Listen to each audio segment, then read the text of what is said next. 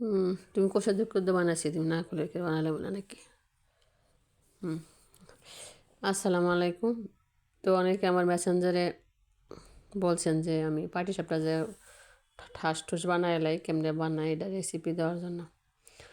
তো রেসিপি হচ্ছে আপনার চালের গুঁড়া। আমি এখানে এই যে ফ্রিজটা দেখছেন, এই ফ্রিজটায় 3 ফ্রিজ নিছি, আর এক ফ্রিজের অর্ধেকের কম নিছি আপনার ময়দাটা দিলে পিঠাটা নরম হয়। আর দিলাম লবণ, আর দিলাম, আর এটা করার আগে আমি একটু গুড়লা গরম পানি দিয়া এটা একটা কাই করে নিছি। যেমন তেলের পিঠা যেভাবে একটা কাই করে নেয় আগে, ওইভাবে কাই করে নিছি। আর এই পিঠাটা সম্পূর্ণ দুধ দিয়ে, কোনো পানি ছাড়া। পানি দিলে এই পিঠা মজা লাগে না। তো আমি এখানে দুধ 3 কেজি জাল দিছিলাম ঘন করে। পরে এই যে খেজুরের গুড় যেটা তো আনাই আসছিল, তো খেজুরের গুড় এবং পরিমাণ মতো দিতে হবে, যাতে মিষ্টি বেশিও না লাগে কমও না লাগে আর কি। দাঁতে এবার জিব্বা জানে বোঝা যায় এটা মিষ্টি লাগে।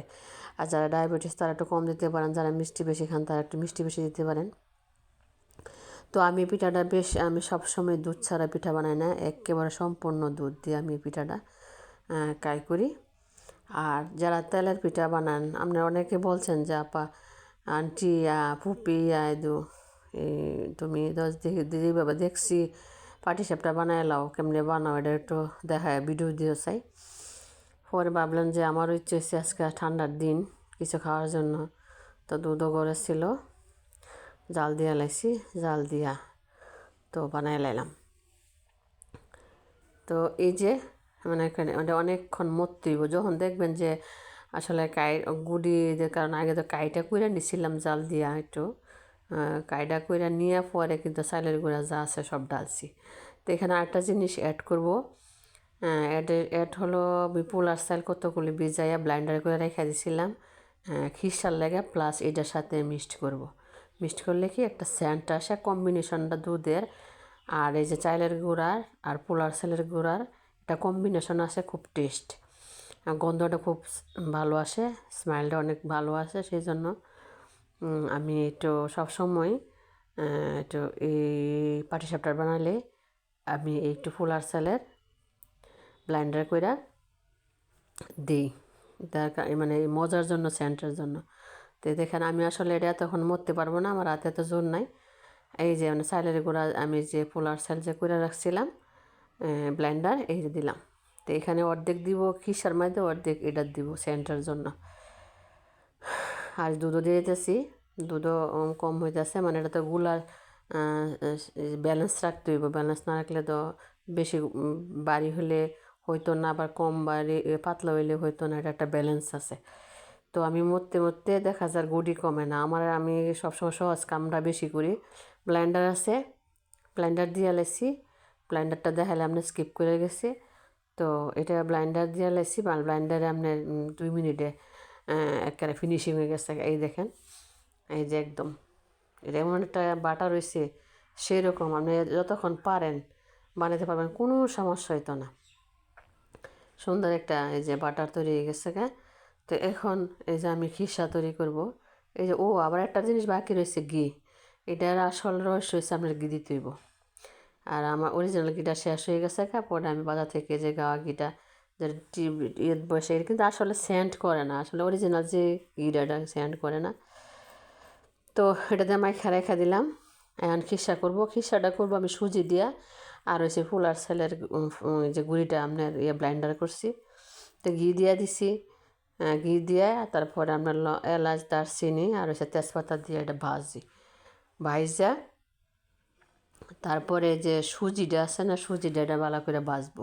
সুজিটা ঘিয়ের সাথে ভাজলে অনেক মজা লাগে, একটা সেন্ট আছে আলাদা, এমন একটা জর্জরা থাকে।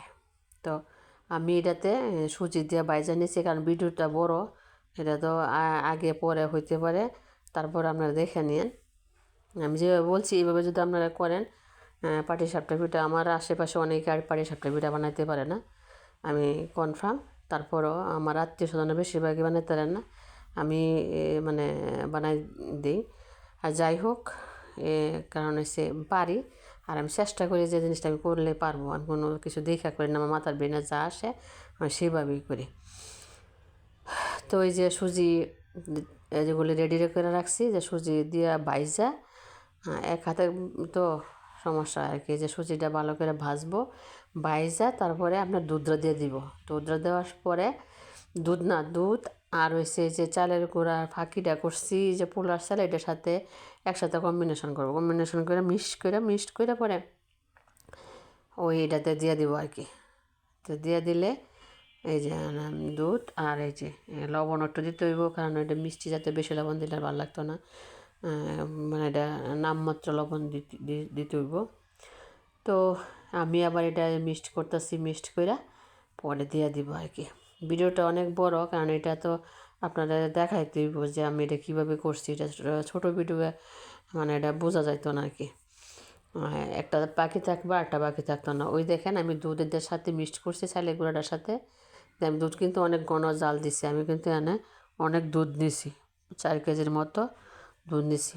তো এটা সরগুলাই আলাদা উঠায় রাখছি, সরগুলাই পরে দিব। আর এই সরটা কিনে আনতে গেলে অনেক টাকা লাগে, আর এই জন্য বাজার থেকে আনলাম না, আমি দুধটা ভালো করে জাল দিয়ে ঘন করে সরটা আমি আলাদা উঠায় রাখছি। তো এখন যখন এটা গাঢ় হবে, গাঢ় হয়ে সারলে মানে তো খেজুরের গুড় তো আবার দিবই, যখন গাঢ় হবে, গাঢ় হলে এই যে মানে নিলাম দুধের সরটা দিয়ে দিব, দুধের সরটা দিয়ে নাড়াচাড়া করে এমনভাবে ব্যালেন্স রাখা খিসা বানাইতে হইব, যাতে খিসাটা পিঠার ভিতরে দিলে না গলে যায়, এমন গলবেও না, প্লাস ভারীও হবে না, এরকম জাল দিতে দিতে। আর আমার ভিডিওটা যদি কারো ভালো লাগে, আমি সবসময় এই ভিডিও এই যে দুধের সরটা দিয়ে দিলাম।